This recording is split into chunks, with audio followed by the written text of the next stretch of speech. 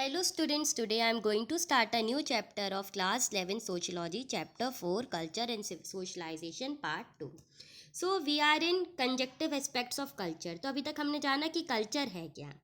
अब देखो conjunctive steps भी हैं कल्चर के सिविलाइजेशन के. तो हम ये जान सकते हैं कि देखो कल्चर सिविलाइजेशन एक तरीके से छुआ नहीं जा सकता, टेंजिबल नहीं है. ये एक इन्फॉर्मेशन का सोर्स है, एक इन्वायरमेंट का तरीका है. तो जो भी पढ़े लिखे लोग हैं वो ट्रांसक्राइब बुक्स जो हैं, डॉक्यूमेंट्स हैं, लाइब्रेरीज इंस्टीट्यूशन में, ग्रंथालयों में, पांडुलिपि जहाँ रखी हुई है वहाँ पर जाके पढ़ते हैं. उनकी समझ के अनुसार वो ये चीज़ समझने की कोशिश करते हैं कि आखिर ये कल्चर कैसे डेवलप हुआ है. और ये वो ओरली ट्रेडिशन जो वहाँ पर नरेट है या पुस्तकालय में है या एक डायग्रामेटिकल तरीके से है, तो उसको समझने की, उसको व्याख्याएं करने की भी ये कोशिश करते हैं. तो अगर हम बोलें कि व्यक्ति संस्कृति के बारे में जान रहा है या अपने कल्चर सिविलाइजेशन को देखने का ज्ञात कर रहा है, तो ये बहुत बड़ा एक एस्पेक्ट भी है, क्योंकि ये एक तरीके से अपने कल्चर को आगे बढ़ाने का काम है. तो ये बहुत सी भाषाओं में लिखा गया है. इसकी विशेषता है जो बार बार बहुत दोहराई गई है विवरीकरण में. और हम आगे भी ऐतिहासिक तौर पे इस कल्चर के बारे में बात करते रहेंगे. तो ये है डायमेंशन ऑफ कल्चर. तो देखो सबसे पहले कल्चर देखो डेवलप हुआ है संज्ञात्मक, cognitive. This refers to how we learn the process what we hear, see और give it meaning. Identifying the ring of cell phone of or, recognising the cartoon. तो देखो इस संदर्भ में हमने ये देखा जो भी हम सुनते हैं तो व्यवहार में लाकर तो हम उसे अर्थ प्रदान कर देते हैं. अगर अगर मोबाइल की फ़ोन की घंटी भी बजती है तो हमें पता है ये हमारा मोबाइल है. दूसरा है normative. This refers to the rules of conduct. आचरण, नियम किस तरीके से हैं. Not opening others people letter, performing ritual of death. तो लोग अगर हम देखते हैं कि कुछ लोग दूसरों का पत्र भी नहीं खोलते, पेज भी नहीं खोलते हैं. अगर निधन होता है तो वहाँ जाते हैं अनुष्ठान में. तो ये बहुत सारी एक्टिविटीज़ है मटेरियल की जो पॉसिबल वे में है. तो मटेरियल्स इंक्लूड टूल्स और मशीन. तो अगर हम इंटरनेट की बात करें तो लोग यहाँ चैटिंग करते हैं या फ्लोर पेस्ट बनाते हैं. तो बहुत, चावल की आटा बोलते हैं इसको, तो बहुत से उपयोग में शामिल है. तो ये हमारी नई एक्टिविटी ऑफ लर्निंग है. तो देखो एग्जिस्टिंग लैंग्वेज पोजेस आ लिटरेचर. तो जो भी अगर हमारी पास जो भी हमें लगता है कि संस्कृति का विशेष रूप है या कला हमारी समझ है, तो लिटरेचर में भी है. एक से शब्द रिपीट करना, सिंपलर बनाना, रिमेंबर करना. तो जिस तरीके से हम बात करते हैं वो भी हमारा कल्चर डिफाइन करता है. तो टेक्स्ट इलेबरेट है, कभी रिटन है सोसाइटी में हिस्टोरिकली, लिटरली, और ये कैवलिएबल है. और ये हमारे लिए प्रिविलेज्ड है कि हमारे पास ऐसी प्राचीन किताबें हमारे पास बची हुई हैं जो हमें ज्ञान देती हैं या हमें जानकारी देती हैं कि उस क्षेत्र में उस समय क्या होता था. तो व्यक्तियों द्वारा पढ़ा जाना नियम से, एक नियम है और ये बनना चाहिए. तो families have never gone to school. कुछ कुछ के परिवार वाले कभी स्कूल भी नहीं गए हैं, पर वो वेजिटेबल्स बेचते हैं या उनको अल्फ़ाबेट्स का भी ज्ञान नहीं है. तो हमें लर्न करना है चीज़ें कंटेम्प्रेरी वर्ल्ड में, रिटन, लिख के, पढ़ के, बोल के, इंडियन क्लासिकल डिज़ाइंड वे में, और ये मेमोरी बनाना है. तो ये एक इम्पैक्ट है इलेक्ट्रॉनिक मीडिया में, हमने देखा है इम्पैक्ट है स्पैन कंजक्टिव कल्चर्स में, जो कि आगे हमें अध्ययन करना है. तो संस्कृति आखिर क्या है. नॉर्मेटिव वे है या हम इसको कह सकते हैं संज्ञात्मक. तो देखो किसी भी व्यक्ति द्वारा अपनी संस्कृति का नॉर्मेटिव पक्ष पहचानना बहुत ज़रूरी है कि आखिर है क्या. तो देखो जो भी चीज़, the values are rules and guide social behaviour in different context. तो जो भी परिवार में स्पष्टीकरण है या तुलना या किसी से नई बात समझना, विवरण करना समस्त उपयोग में.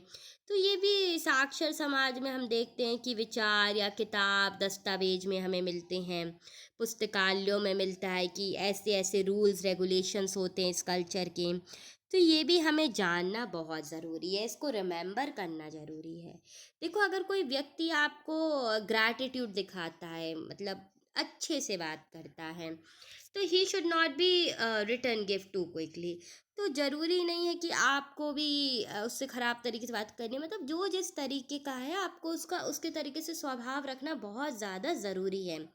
तो ये आपका एक फ्रेंडली गेस्चर भी देता है। Law is a formal section defined by government as a rule or a principle, and it is a citizen that must follow. Law are deplit. तो अगर हम देखें तो लॉज एक तरीके से डेवलप करता है पर्टिकुलर पर्सन को, वो डिप्लिक्ट है। देखो अगर अब हमारे घर में भी कोई बाहर है, सन डाउन जब रात में आता है तो हम चिंता करने लगते हैं अभी तक आया नहीं है, क्या हो गया उसको। तो अपन का परिवार में भी लॉ हो जाता है कि शाम के टाइम तक आ जाओ बेटा जल्दी से, तो रात ज़्यादा ना हो। तो देखो परिवार भी बहुत एक तरीके से प्रणाली रखता है, देखता है दृष्टिकोण के तरीके में, बिहेवियर उनका अच्छा रहता है कि ऐसा तो नहीं है कि ये कोई भौतिकता पे हो। तो मटेरियल एस्पेक्ट्स ऑफ कल्चर, तो देखो अगर हम देखें संस्कृति एक तरीके से मटेरियल एस्पेक्ट है तो हाँ है, क्योंकि आजकल देखो tools, technologies, machine building, modes of transportation ये सब आ गए हैं। लोग एटीएम यूज़ करते हैं, मोबाइल फ़ोन यूज़ कर रहे हैं, music system, buses, refrigerators, computer अपनी रोज़ की मर्रा में, रोज़ की ज़िंदगी में। तो अब हम टेक्नोलॉजी पे भी कितने ज़्यादा डिपेंडेंट हो गए हैं, बिना टेक्नोलॉजी के हमारे यहाँ काम ही नहीं होता है।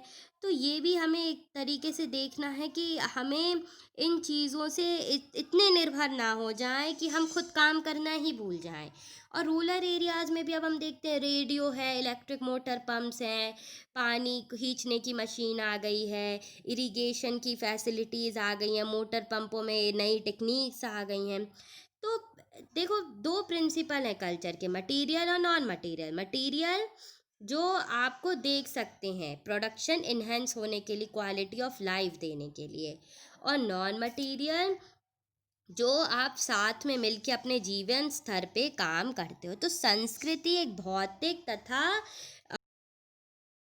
कार्य करती है, परंतु हमें इसके मूल्यों को जानना है, संस्कृति को पहचानना है, इसकी स्थिति जाननी, इसकी टेक्निक्स जाननी है। तभी हम अपने कल्चर और आइडेंटिटी, मतलब आइडेंटिटी मतलब पहचान, तो संस्कृति और पहचान को तभी आगे बढ़ा सकते हैं। तो देखो पहचान विरासत में नहीं मिली हमें, व्यक्ति, समाज, इनके दूसरे व्यक्तियों के साथ साथ संबंधों के प्रति भी होते हैं। तो व्यक्ति को उसके द्वारा अदा की गई सामाजिक भूमिकाओं का पहचान होना बहुत ज़्यादा ज़रूरी है। परिवार में व्यक्ति, माता पिता या एक बच्चा हो सकता है, परंतु विशेष रूप से उत्तरदायित्व शक्तियाँ नहीं हो सकती। तो देखो भूमिका की प्रणाली बनाई जाती है, पर्याप्त होती है, पहचान में मान्यता प्राप्त होनी चाहिए। तो भूमिका अदा करने वाले व्यक्तियों द्वारा प्रयुक्त की जाने वाले भाषण मान्यता को देखकर किया जाता है। तो स्कूलों में विद्यार्थी के पास अपने अध्यापकों द्वारा प्रदर्शनी उल्लेख होना चाहिए, सृजन होना चाहिए भाव। स्त्रियों को भी अपनी भाषा बनाने के लिए प्रसिद्ध होना चाहिए। तो देखो ये निजी व्यवसाय है, womens are known to create their own language. Womens को अपना एक प्राइवेट स्पेस रखना चाहिए टू कंट्रोल अ मैन। और ये बहुत ज़रूरी है, जैसे एक बातिंग में भी आप देखते हो कि कोई नहीं आए, तो निजी चीज़ें प्राप्त होना बहुत ज़रूरी है। तो कल्चर एक सब कल्चर बनाता है, और ये enlight code mark the style of the particular सब कल्चर दैट आर आइडेंटिफिएबल। तो जिस तरीके से हम स्पीच बोलते हैं, बात करते हैं, रहन सहन हमारा होता है, म्यूज़िक सुनते हैं, तो ये भी हमारा सब कल्चर क्वालिटी डेवलप करता है कि आखिर हमारा इंटरेस्ट किस में है और कैसी हमारी सोच है। तो देखो जब हम सब कल्चर की बात करते हैं तो देखो ये एक तरीके से रूप है, कार्य है, इसको हमें आगे बढ़ाना है। ये एक तरीके का एक्टिविटी है जो हमें पॉजिटिव इमेज लेके जाता है लोकेलिटी में। तो पॉजिटिव चीज़ें इंस्पायर करती हैं लोगों को वो एक्टिविटी करने के लिए। ग्रुप अंडरगोस ट्रांसफॉर्मेशन होता है, रिकॉग्नाइजेशन होता है। और चैप्टर 1 और चैप्टर 3 में हमने यही पढ़ा है कि नॉर्मेटिव डिसिप्लिन्स कैसे पार्ट लेते हैं। तो देखो ये एक बहुत अच्छी लाइन लिखी है, we must be at present. बहुत अच्छी बात है। We must be as present, do our best to form a class who may be interpreters between us and millions whom we govern, a class of person, India in blood and color, but English in taste, in opinion, morals and intellect। तो ये बहुत अच्छा है। देखो, एक समय था, एक ऐसा वर्ग का निर्माण था, और देखो लोगों के पास एक टेस्ट था। अब आज के समय पे ये है कि लोग बहुत ज़्यादा विकसित होते जा रहे हैं, तो हमारे बीच जितने भी लाखों लोग हैं, तो देखो व्यक्तियों में एक ऐसा वर्ग भी आ गया है अब, जो देखो रंग से भारतीय है, परंतु उसका पूरा कल्चर हम कह सकते अंग्रेज जैसा हो गया है। उनका बात करने का तरीका बदल गया, उनका टेस्ट अंग्रेजों की तरह हो गया, खान पान का तरीका अंग्रेजों की तरह हो गया, उनका ओपिनियंस डिफरेंट हो गए हैं, मॉरल्स डिफरेंट हो गए, इंटेलेक्ट हो गए हैं। तो हम इन चीज़ों से जान सकते हैं कि कितनी चीज़ें, कितनी व्यापकता आ गई है लोगों के बीच में, और लोग कितना चेंज हो रहे हैं आजकल अपने कल्चर ट्रेडिशन से भी आगे। तो देखो, इलेक्ट्रोसेशन इज़ अ अपोजिट ऑफ कॉस्मेलिटेंस। तो अगर हम माने तो देखो हर चीज़, हर कल्चर डिफरेंट होता जा रहा है। पहले लोगों के अंदर वैल्यू बिलीव्स थे, अब लोग बहुत ज़्यादा प्रैक्टिकल होते जा रहे हैं, तो कल्चर एक्सचेंज हो रहा है। लोग अब अपना कल्चर भूलते जा रहे हैं, दूसरों का अडेप्ट करते जा रहे हैं। इंग्लिश लैंग्वेज लीडिंग व्हीकल हो गया है कम्युनिकेशन का। अगर आज इंग्लिश नहीं आती है, वोकैबलरी नहीं है, तो लोग आपको ढंग से ट्रीट भी नहीं करते हैं। तो popularity of Hindi film music आज ख़त्म हो गई है, सांस्कृतिक म्यूज़िक ख़त्म हो गया है, वेस्टर्न पॉप म्यूज़िक हमारे, ये भी देखो कैसे कल्चर ट्रेडिशन डेवलप और चेंज हो रहा है। अब इसके बाद है नया टॉपिक एक्सोथरिज्म, ये हम नेक्स्ट पार्ट में पढ़ेंगे।